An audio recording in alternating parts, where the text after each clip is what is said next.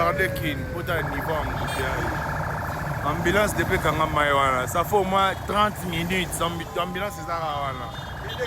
Eh, pardon, c'est une dinguerie. Ambulance au hôtel Mana. Ah, bien au hôtel embouteillage vraiment. Bon, moi on a mis tout cas. Naba moto. C'est une dinguerie. Hein. Ça va frérot? C'est une dinguerie ça. Hôtel Naba moto Kangami. Eh.